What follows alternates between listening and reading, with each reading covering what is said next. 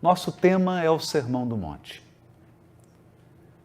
Vários historiadores do cristianismo e do Novo Testamento são unânimes de que Jesus repetiu o conteúdo do Sermão do Monte várias vezes.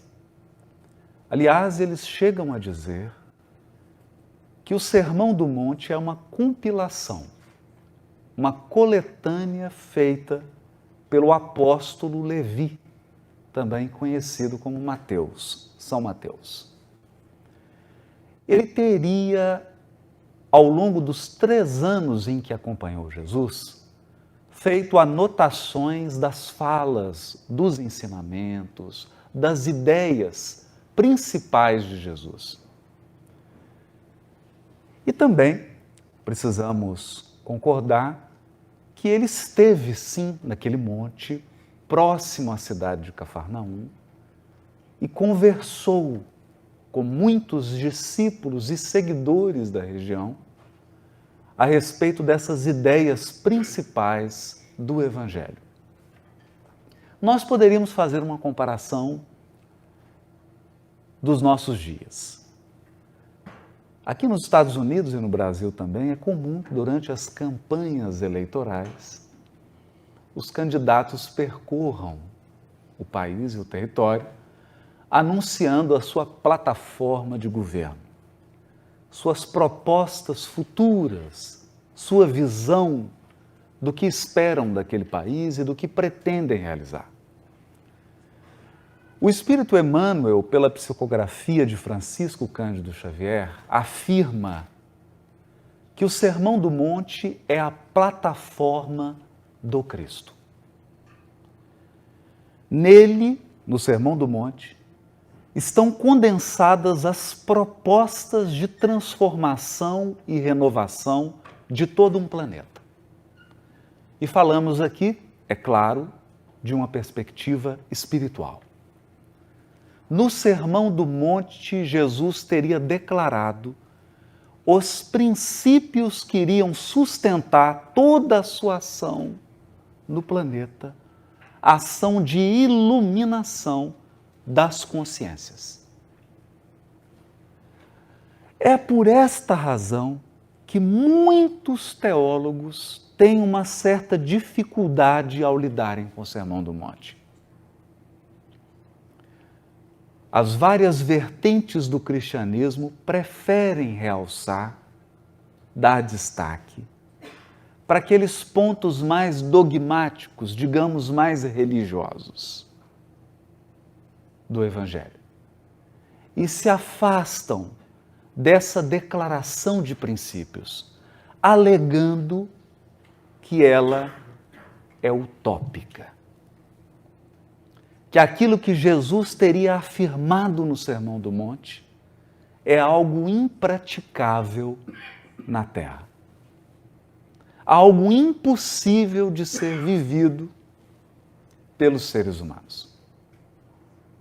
O fato é que essas declarações são tão impactantes, elas nos remetem a uma realidade tão sublime, que mesmo aqueles que não são cristãos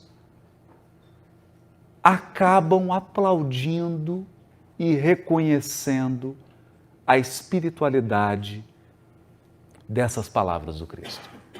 Uma dessas personalidades foi Mahatma Gandhi. Gandhi chegou a dizer que se todos os livros da Terra se perdessem e ficasse apenas o Sermão do Monte, nada se teria perdido. Poucos cristãos tiveram essa visão de Mahatma Gandhi. Poucos conseguiram perceber na fala de Jesus do Sermão do Monte a verdadeira essência do cristianismo. Houve uma outra ocasião muito curiosa em que Gandhi estava falando para alguns teólogos em Londres. E um deles, aliás, com pouca educação, perguntou para Gandhi o que seria necessário fazer para que o cristianismo se expandisse com mais força na Índia. Uma pergunta provocativa, desnecessária, considerando que Gandhi não era cristão e que boa parte, a maioria esmagadora da população da Índia, não é cristã. Então Gandhi pensou um pouco e respondeu: duas coisas são necessárias para que o cristianismo se amplie na Índia. E aí o teólogo ficou assim um pouco perturbado, porque ele acreditava que Gandhi fosse aceitar a provocação e que Gandhi fosse manifestar um comportamento hostil. Então Gandhi respondeu: a primeira coisa, se vocês de fato querem que o cristianismo se expanda na Índia, a primeira coisa é que o cristianismo deve ser ensinado sem deturpações. E a segunda delas é que os cristãos devem viver como Jesus. Claro que desistiram do projeto de expansão do cristianismo na Índia e preferiram ficar com ele apenas no território onde já havia se fixado. E essa é a grande questão do Sermão do Monte. Ele coloca um conjunto de valores, de propósitos, e ele estabelece a identidade do seguidor de Jesus. Eu gostaria de falar um pouco sobre isso. Identidade é algo muito importante, porque você nunca fará algo fora dos limites que você definiu como sendo a sua identidade. Nós agimos com base naquilo que acreditamos ser. Quando você define a si mesmo a partir de um conjunto de características, você age a partir dessa identidade. Eu vou dar alguns exemplos. Algumas religiões do orbe acreditam que é um valor, que é uma virtude, a violência. E ao se definirem, do ponto de vista religioso, como seres que usam a força física para imporem suas ideias, é claro que o comportamento dessas pessoas será marcado pela violência e pelo preconceito. Nós temos assistido, no mundo inteiro, a ações de pessoas dessa natureza. Eles ingressam em templos religiosos, matam, explodem, ferem em nome da sua fé. Porque se definiram a partir dessa identidade. A violência e a força física é um valor para essas pessoas. É uma virtude a ser ensinada para as crianças. É um valor a ser cultivado na sociedade. Pois bem, no Sermão do Monte, se nós fizermos, principalmente a partir das bem-aventuranças, um resumo, nós veremos que um elemento se destaca na identidade construída por Jesus. Esse elemento é a paz. A paz. A todo momento do discurso do Sermão do Monte, Jesus realça a paz. E um valor expresso por aqueles que cultivam a paz. Bem-aventurados os pacíficos, as pessoas que têm mansuetude, mansidão, e bem-aventurados os pacificadores, que são os ativistas da paz. O manso, a pessoa pacífica, é aquela que possui uma identidade da brandura e da paz. Seus hábitos de vida expressam paz. E interiormente ele irradia paz.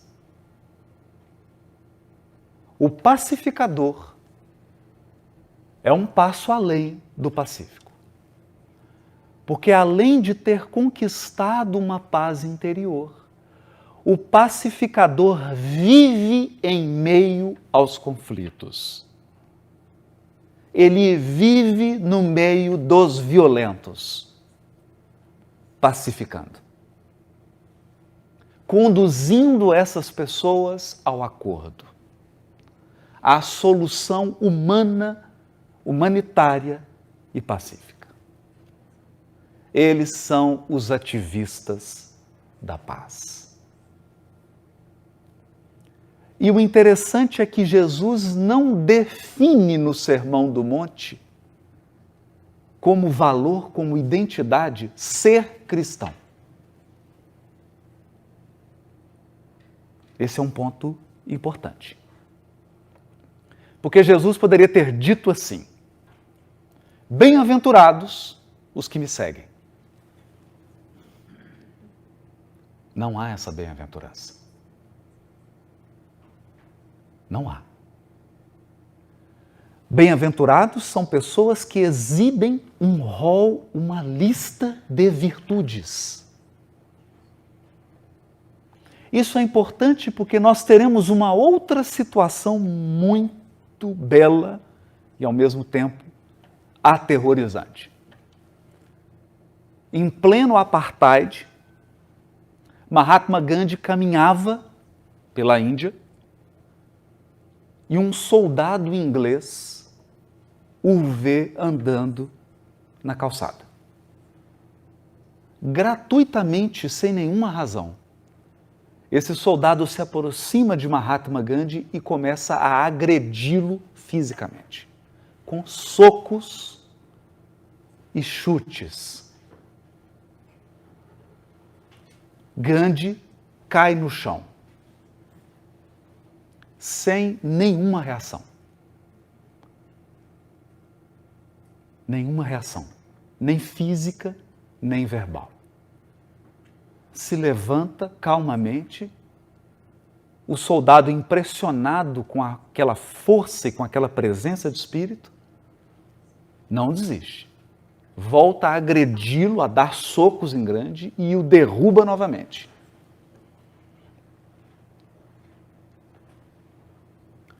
Gandhi se levanta de novo e o soldado, agora incomodado com a sua covardia, incomodado com a sua violência, porque a paz de Gandhi e a ação pacificadora de Gandhi colocava em evidência a brutalidade daquele soldado. Então ele pergunta para Gandhi o seguinte: quem te ensinou a ser esse covarde?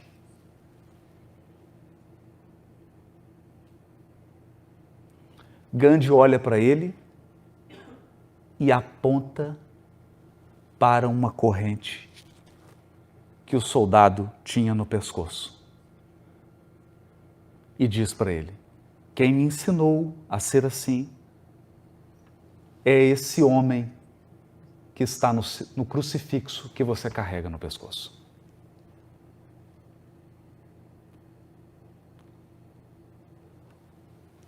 O magnetismo de Gandhi era tão poderoso que esse soldado começa a chorar.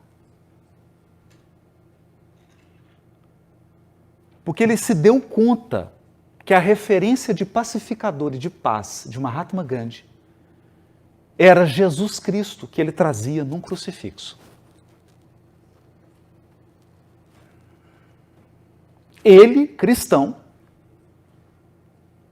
que se dizia religioso,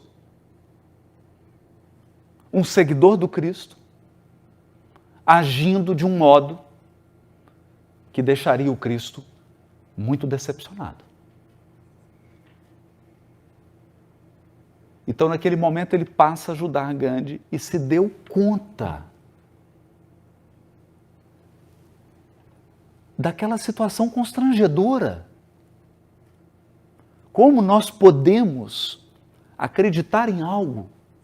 Como nós podemos seguir a Jesus e nos dizermos seguidores do Evangelho, tendo um comportamento tão diferente daquilo que ele ensinou? Então, esse é o elemento importante. Jesus define o pacífico e o pacificador como um elemento de identidade do cristão.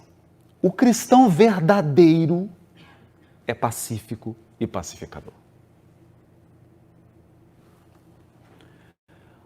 Há ainda outros elementos que nós gostaríamos de trabalhá-los. Outro elemento importante da identidade fixada por Jesus é a humildade. Mas aqui há muita confusão. Porque nós costumamos definir a humildade, essa virtude puramente espiritual, através de critérios materiais. A ponto de dizermos, quando olhamos para alguém que não possui bens materiais em abundância, que essa pessoa é humilde. Um grande engano. Porque há pessoas com muitos recursos materiais, extremamente humildes, e pessoas com pouquíssimos recursos materiais e profundamente orgulhosas. A humildade é um aspecto da identidade. Não tem a ver com a roupa que você veste, com o carro que você dirige, com a classe social na qual você se posiciona, nessa ou naquela sociedade. O que tem a ver, então, com a humildade? Humildade tem a ver com excelência. E talvez agora todo mundo fique um pouco perplexo. Sim. Se você deseja ser excelente em qualquer área, em qualquer ramo, em qualquer aspecto da sua vida, se você busca excelência, precisa ser humilde. Por quê? Jesus finaliza o Sermão do Monte, e já o dissemos, o Sermão do Monte é a plataforma do Cristo. Ali ele expressou o que pretende fazer com a terra e o que pretende fazer conosco. Ele finaliza dizendo: sede perfeitos, como é perfeito vosso Pai que está nos céus. Essa busca permanente pela perfeição.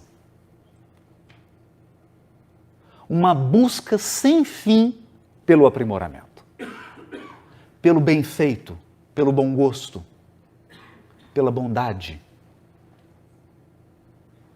pela excelência. Acontece que a excelência não é um pódio, a excelência não é um troféu. Você não chega na excelência. Nós temos essa visão, que me tornei excelente, porque a excelência é um lugar, é uma posição, é como se fosse um palco. Não. Excelência é um processo. E somente mantém e conserva a excelência quem é humilde. É muito simples isso. Porque quem não é humilde acha que chegou. O problema do orgulhoso não é o fato dele reconhecer que é bom. Isso é autoestima. Reconhecer que você é bom em algo, reconhecer que você tem uma habilidade, não há nenhum problema. Isso é autoestima. Isso é saudável. Se você não tem isso, é preciso procurar ajuda. Porque faz falta. Ninguém consegue realizar por tempo suficiente se não confia em si mesmo. O problema é você achar que é bom o suficiente que não necessita mais aprimorar. Esse é um problema. Por quê? Porque você para no tempo. Para no tempo. Então você era bom na década de 50. Aí chegou a década de 70. Muitos eram bons nos anos 2000, 2005. Não são mais em 2019. E você pode ser excelente hoje em 2019. E uma tragédia em 2030. O que garante esse contínuo processo de aperfeiçoamento? A humildade. A humildade.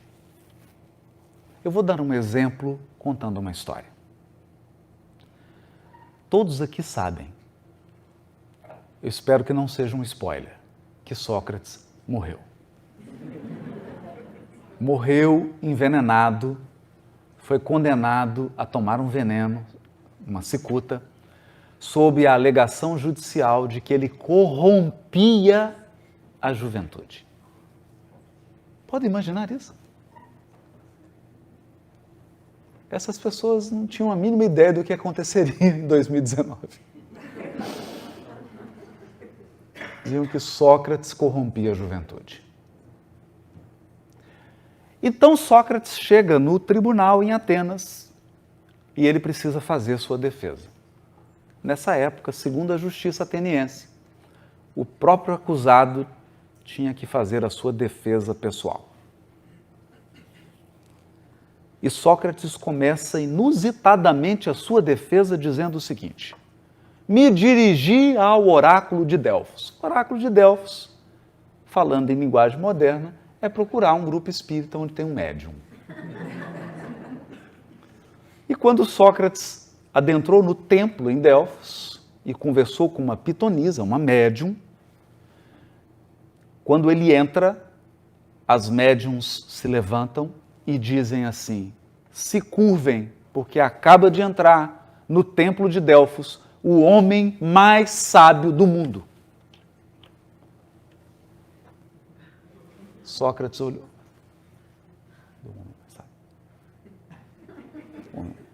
Querendo ver, né?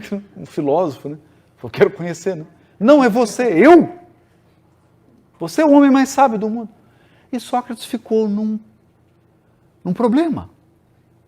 Porque os gregos levavam muito a sério o oráculo de Delfos. E realmente ele não acreditava que era o homem mais sábio da Grécia. Mas ele falou assim: mas o oráculo de Delfos é errar? Então, tem uma coisa errada. Ou o oráculo está errado, ou eu sou o homem mais sábio do mundo. Tem alguma coisa que não está fechando. Olha aí. Então, vou fazer uma pesquisa. Eu vou conversar com pessoas excelentes em diversas áreas. E vou encontrar alguém que é mais sábio do que eu.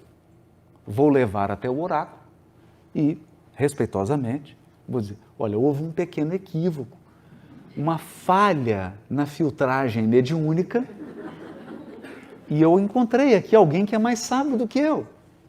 Então ele procura nas várias áreas. A Grécia costumava dividir os seus sábios em departamentos como hoje. Então, tem não tanto enquanto hoje, que havia uma classe de sábios, isso é na Grécia, você sabe, que eram os políticos. Bom, as coisas mudaram um pouco, mas naquela época havia uma classe de sábios na política. Bons tempos. Outra classe de sábios eram os artesãos, os artistas, os filósofos. E ele buscou, então, conversar com todas essas pessoas. Foi conversar com um político, grandes políticos. Imaginem, Sócrates viveu no tempo do grande político grego, no século de Péricles, o grande estadista. E ele então conversou com esses homens. E ele percebeu um problema. Encontrou realmente políticos que eram extremamente habilidosos e conheciam muito da arte política. Mas pelo fato de serem muito bons em política, eles acreditavam ser bons em tudo. Entendam, eles eram excelentes em política, mas em arte eles eram medíocres. Mas por serem bons em política, eles se achavam melhores do que todo mundo. Esse é um problema que nós não vivemos hoje com os políticos, sobretudo aqui na América do Norte. Mas conversou então com filósofos. E de fato, com grandes filósofos, que se julgavam, e de fato eram, pensadores extraordinários, homens e mulheres. Mas pelo fato de serem bons em filosofia, eles se acreditavam bons em tudo. Depois de ter entrevistado todas essas pessoas, homens e mulheres das artes, do artesanato, da política, da filosofia, da literatura, da música, Sócrates chegou a uma conclusão. De fato, ele era o homem mais sábio do mundo. E ele afirma isso. Cheguei à conclusão que sou o homem mais sábio de Atenas. Porque eu sou o único que reconhece a minha própria ignorância. O que me torna o mais sábio. E onde ele profere, então, diante do tribunal de Atenas, a sua mais célebre frase. Que ele tinha certeza que a sua ignorância, ou que aquilo que ele ignorava, era surpreendentemente maior do que aquilo que ele sabia. Essa é a frase original. O que eu ignoro é descomunal, é gigantescamente maior do que aquilo que eu sei. Mas isso é diferente com algum outro ser humano? Não é. Porque nós não temos nenhum ser humano que seja extraordinário em todos os ramos do conhecimento. Não temos. Então você pode ser um médico, oncologista, o maior da América do Norte, e não saber tocar piano. E não saber nadar.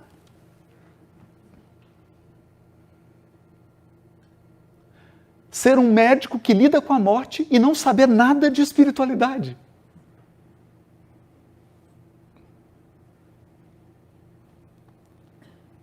Isso é tão importante e revela o valor da humildade.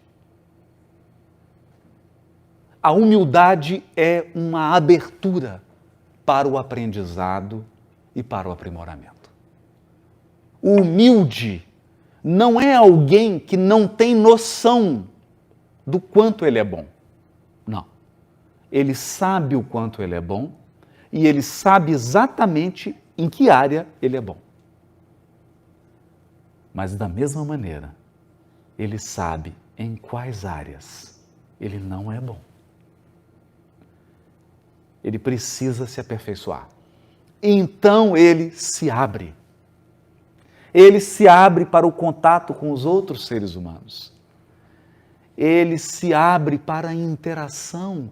Ele se abre para o aprendizado. Ele percebe que pode aprender com qualquer pessoa. Ele pode aprender a todo momento. Isso é tão forte na identidade construída por Jesus que um doutor da lei e os doutores da lei da época de Jesus eram um pouco como os juízes no Brasil hoje. Alguns pensam que são Deus. Outros têm certeza. Então o doutor da lei chega para Jesus e diz assim: bom mestre. Jesus diz a ele: por que você me chama de bom? Bom só há um: meu Pai. Isso é humildade. Então, a primeira bem-aventurança, as bem-aventuranças começam assim, o Sermão do Monte começa assim: Jesus abriu a boca, Jesus sentou-se, subiu ao monte, sentou-se e abriu a sua boca a ensinar. Bem-aventurados os humildes. É a primeira fala. E qual é a última? Sede perfeitos, como é perfeito vosso Pai que está nos céus. Faz sentido? Faz sentido ele terminar por onde ele começou? Faz sentido entender que nós só chegamos ao aprimoramento se formos humildes?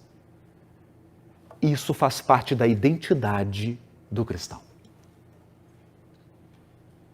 Quem não incorporou esse valor à sua identidade não vai conseguir realizar algo ensinado pelo Cristo. Por isso que identidade é importante. Jesus, então, segue nas bem-aventuranças para abordar o tema mais difícil da humanidade. Qual o tema mais difícil da humanidade? A dor. A dor. Converse com um ateu, converse com um agnóstico, converse com alguém que tem uma dificuldade de lidar com questões de religião e de espiritualidade. Converse um pouco. Essa pessoa vai te ensinar muito. Ela vai te ensinar com as dúvidas que ela tem. Ah, Deus existe? Deus existe? Então, por que acabaram de morrer assassinadas agora num templo rezando quase 500 pessoas?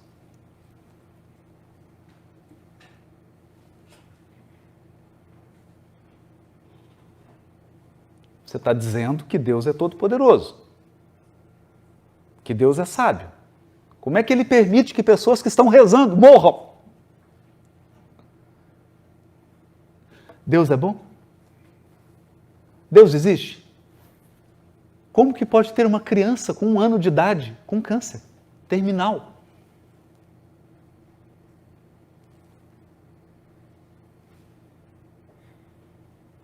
Deus existe? Então por que os animais sofrem?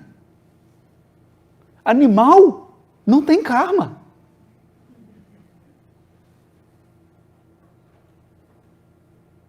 Porque nos outros aqui, o espírita tem uma resposta pronta. Ah, é o karma. Então por que o cachorro vem com uma patinha com defeito? Por que o animal morre sofrendo? O que ele fez? Qual o karma dele?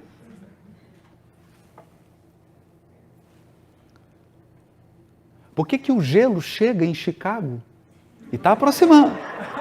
Está chegando.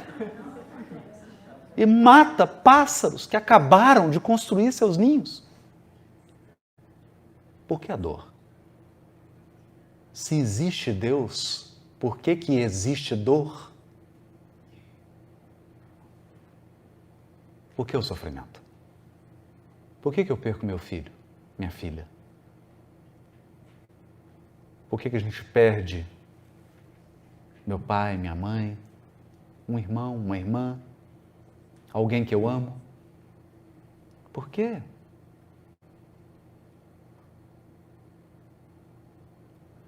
A dor é o supremo desafio da humanidade. Então chega o Cristo e faz uma declaração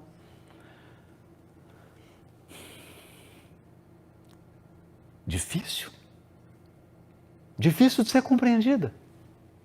Bem-aventurados os que sofrem.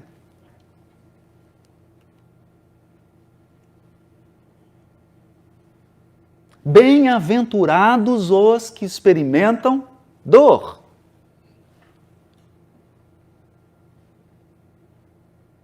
Faz sentido isso? Com essa declaração, Jesus deu um novo significado para a dor.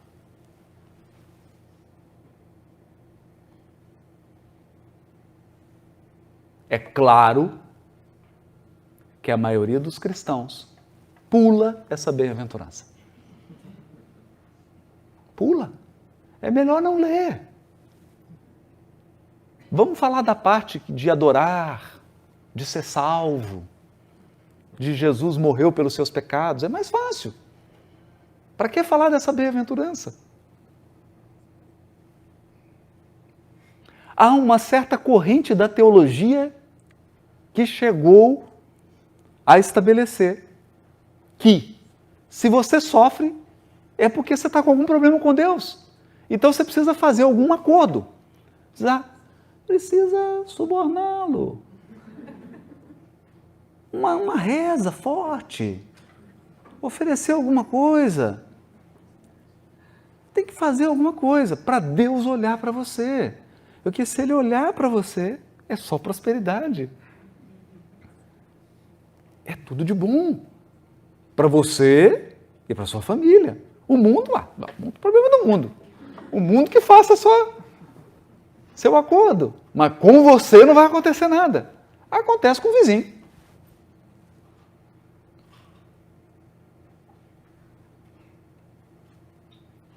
E muitos alimentam essa fé que é uma barganha. O que eu tenho que fazer para Deus esquecer de mim quando Ele for distribuidor? Ele vai distribuidor, joga. Aí Ele esquece de mim, põe do lado assim. Não, esse aqui não, só para os outros. Então o Cristo nos coloca uma outra perspectiva. E para colocar essa perspectiva, Ele precisou dar o maior testemunho do Evangelho. Falar de dor é algo complicado. Porque a sua fala só é legítima se você passar pela dor. Senão não tem legitimidade. Falar da dor dos outros é fácil, não é? Na minha terra tem um ditado. Pimenta no olho dos outros é San Pellegrino. Para mim, não é? É água com gás. Saborizada. Lemon, né? Sparkling lemon.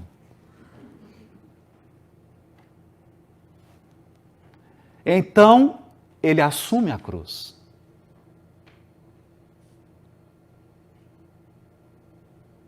Ele assume a cruz. Ele aceita a crucificação. Para quê? Para validar o seu ensino sobre a dor.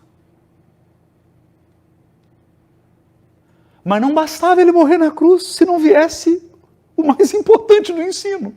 Porque se o cristianismo tivesse terminado na cruz, não tinha cristão. Você quer isso? Sabe qual que é a sua religião?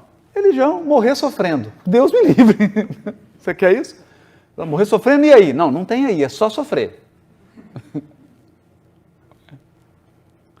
Então, o ensinamento que Jesus deu na cruz terminou no domingo de manhã, quando ele deu a prova da imortalidade da alma.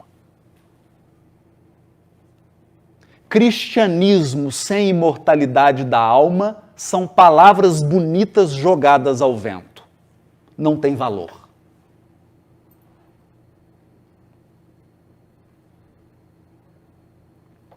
Quando Cristo aparece e demonstra que o seu espírito está vivo, ele encerra o ensinamento sobre a dor. Dizendo: não é agradável, você não vai gostar, mas a dor é uma grande professora.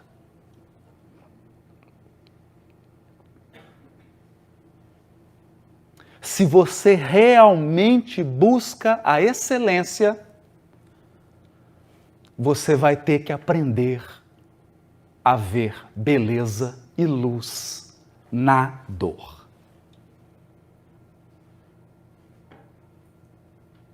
A dor torna os espíritos fortes. É por isso que não tem anjo de cristal.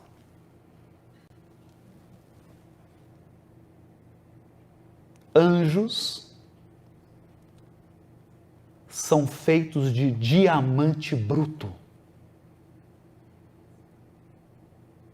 O limiar de dor de um anjo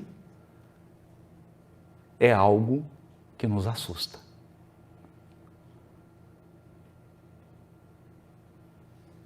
Não começou nem doer nele, nós já estamos dando 3 tapinhas e pedindo para parar. O anjo tem uma resistência psicológica e emocional, um autocontrole. Eu volto a Sócrates. Sócrates fez essa brilhante defesa, mas a justiça daquela época não acontece hoje, errou. E condenou Sócrates.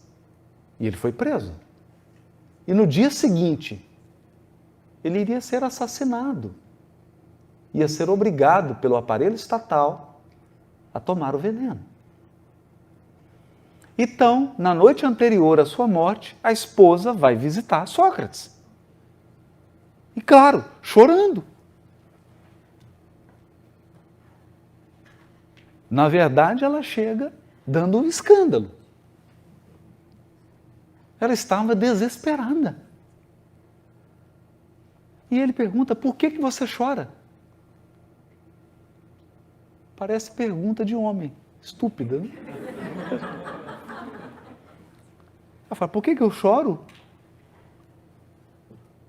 Você está preso. Não. Eu não estou preso. Estão presos os que me colocaram aqui.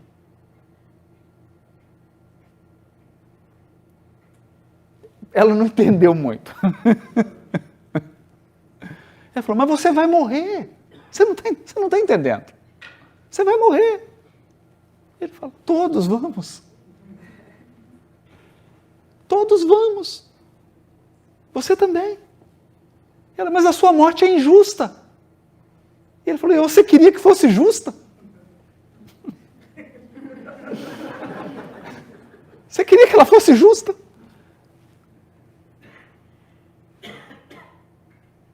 Então ali nós estávamos diante de um espírito preso injustamente, depois de ter dedicado a sua vida ao bem, é verdade, às vésperas de ser assassinado numa condenação corrupta. E ele estava inalterável.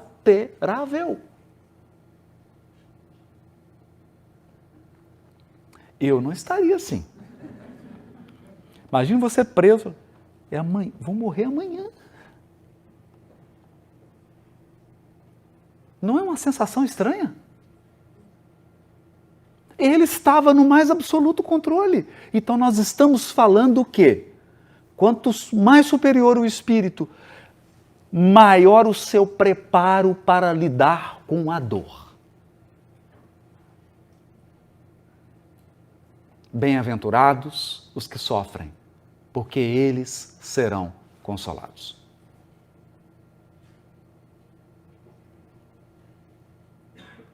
A dor é uma marca da passagem pelo mundo físico.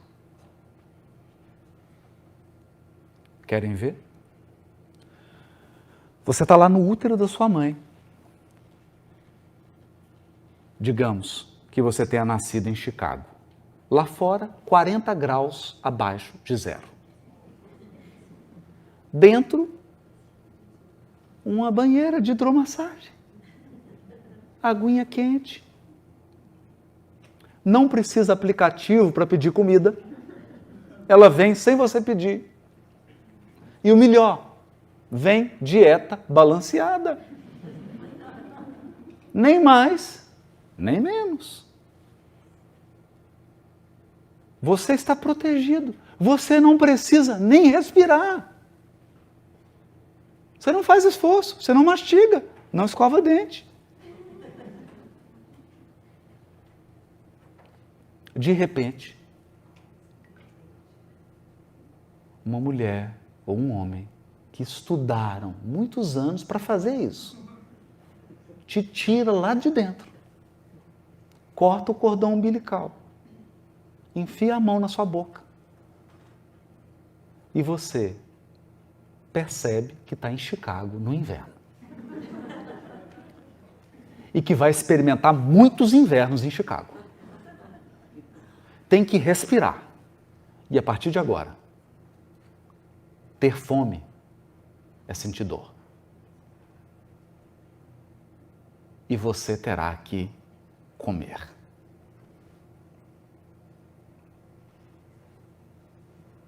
Isso é nascer. E quem está olhando, está rindo e aplaudindo. Geralmente são os avós. Fazendo festa. Você lá morrendo de frio, com fome, sentindo umas sensações muito estranhas e todo mundo rindo. É um paradoxo. A vida possui essa marca.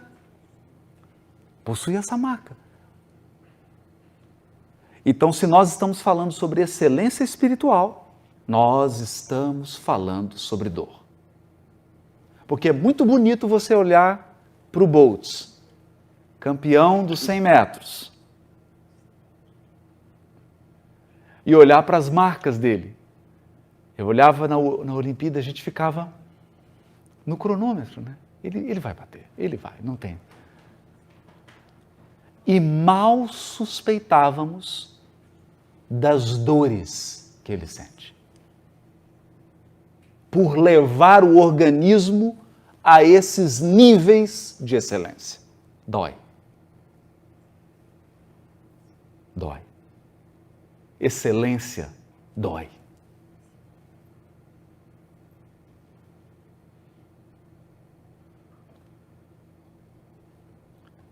Então ali nós construímos uma nova visão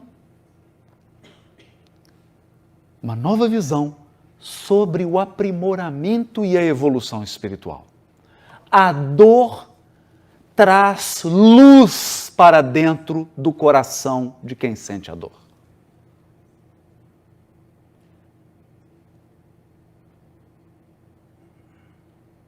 E se alguém me perguntar,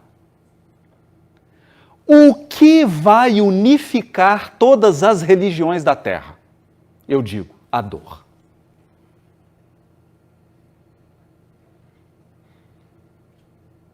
A dor. Perder um filho para um judeu, para um árabe, para um muçulmano, para um católico, para um evangélico, para um espírita, para um budista, para um taoísta, é a mesma coisa. A dor é a mesma. Essa mensagem está no Evangelho segundo o Espiritismo.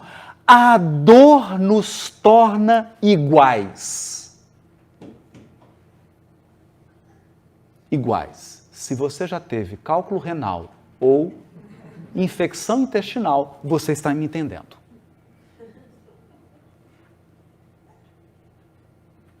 Quando você passa por isso, você percebe que todo ser humano, na essência, é igual. Igual. Não tem diferença. Esse é o ponto que nos une. E deveria ser o ponto para a construção de uma nova humanidade. Deveria ser uma razão para darmos as mãos.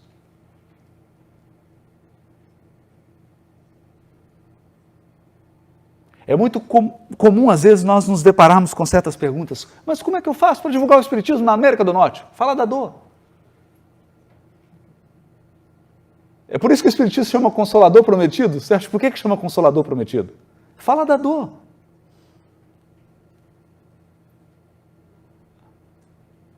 Ou você acha que cólica renal em inglês é diferente de uma cólica renal em português?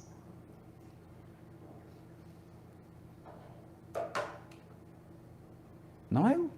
É a mesma dor. A dor é a mesma. Em qualquer latitude e em qualquer longitude, a dor é a mesma.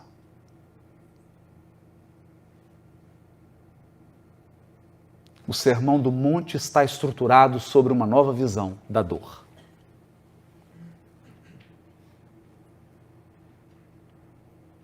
Está estruturado sobre uma nova visão sobre paz, em que o pacífico é o forte. Nós caminhamos para uma nova humanidade. Uma nova humanidade. Nessa nova humanidade, os violentos serão considerados animais irracionais.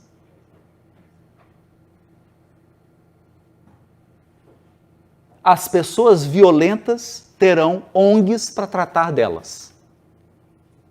Uma ONG protetora dos animais.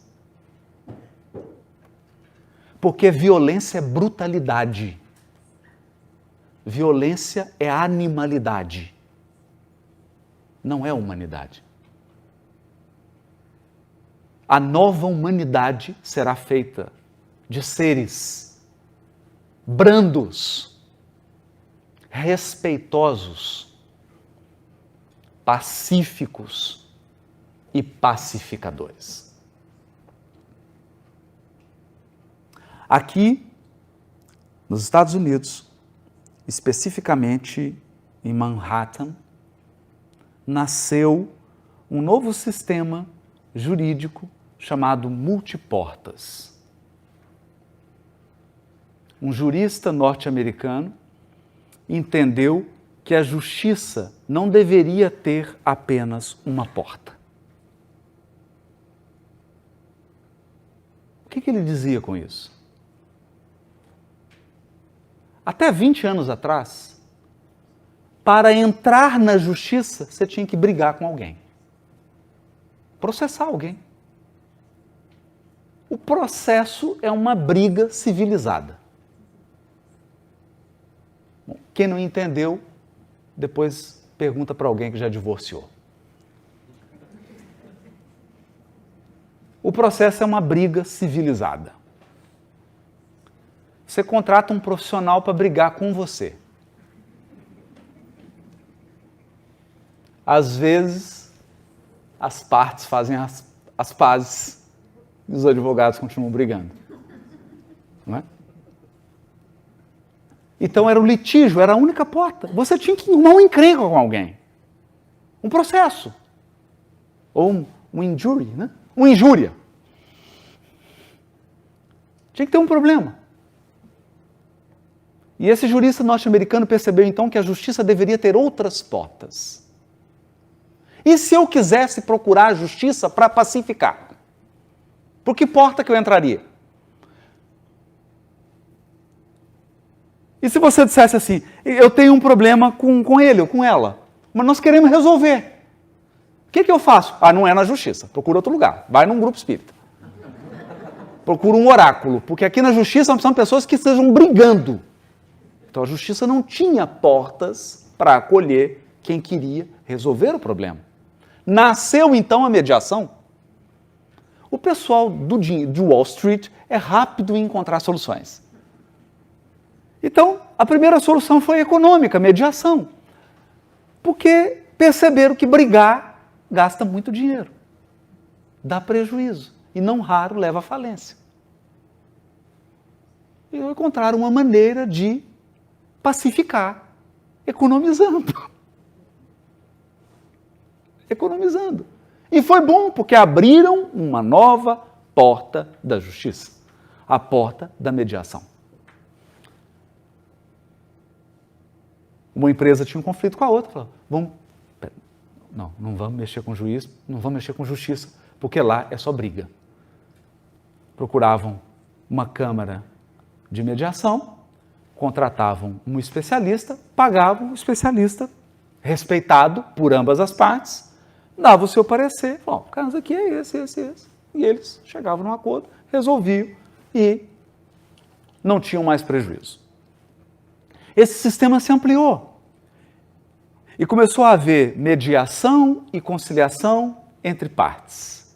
Hoje, nos Estados Unidos, e principalmente depois do prefeito de Nova York, ter diminuído os níveis de violência em Manhattan a parâmetros que chamou a atenção internacional, e hoje também no Brasil, a justiça tem várias portas. E acreditem, a porta da luta e do conflito está sendo cada vez mais desestimulada. Eu vou resumir, não é mais chique brigar. Não é cool. Cool é conciliar. Então, o casal chega e fala, nós vamos divorciar, mas a gente quer divorciar cool. Cool. Então ótimo. A gente faz um acordo ali, resolve, faz os termos, saem, vão na Starbucks, tomam um double espresso, divorciam, tranquilo, acabou. E as pessoas são estimuladas à pacificação. Pacificação, porque os seres do mundo de regeneração são seres pacíficos e pacificadores. Eu não estou dizendo que eles não vivem conflitos. Quem não tem mais conflito é anjo. É espírito puro. Pacificador e o pacífico. Ele tem conflito, mas ele resolve na paz. Então eu estou pensando em abrir um curso. Vou precisar da ajuda da esposa, que é como brigar com a esposa na paz. Como é que você resolve as questões de casal? Cool. Usando os princípios do Evangelho. Isso é o pacificador, o manso. Foram esses os princípios trabalhados por Jesus. E ele termina as bem-aventuranças com bem-aventurados, os que têm fome e sede. Aí você fala, fome e sede? Fome eu estou. Daqui a pouco estarei com fome. E sede, mas fome e sede de justiça.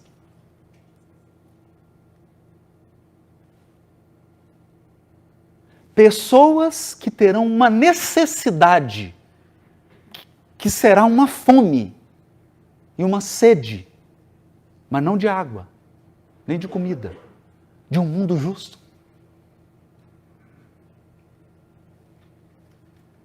De um mundo justo. De um mundo onde as pessoas fazem as coisas certas. De um mundo onde as pessoas dizem as coisas certas. De um mundo onde as pessoas se comportam de uma maneira correta. E encerra as bem-aventuranças e depois ele comenta. Todo o resto do Sermão do Monte é um comentário das bem-aventuranças. Sinto muito, não posso ajudar com isso. Viu? Então, você procura as igrejas e os religiosos dizem: sinto muito, eu não posso te ajudar com o Sermão do Monte.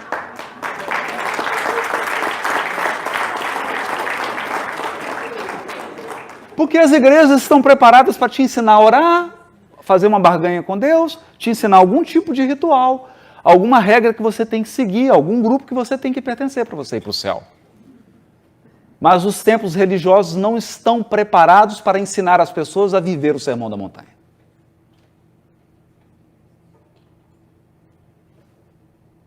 Esse é o nosso desafio.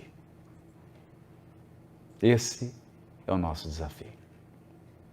Viver o Sermão da Montanha.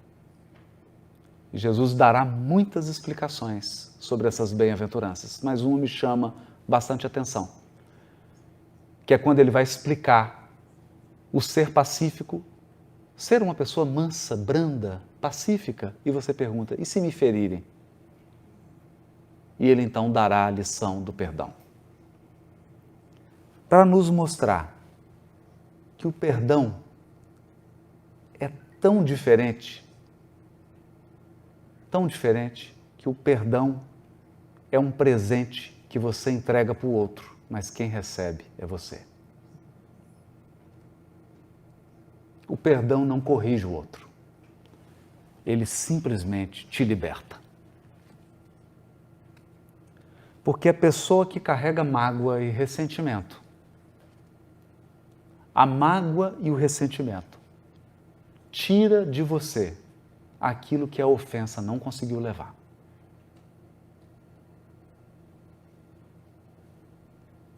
Tudo aquilo que o ofensor não deu conta de tirar de você, a mágoa tira. Corrói por dentro. E assim prossegue o Sermão do Monte, esperando por nós, porque, acreditem, o Sermão do Monte é a plataforma do Cristo. É o que Ele fará com a terra e o que Ele fará com cada um de nós. Muito obrigado. Vamos para o intervalo. Depois a gente volta para o Q&A.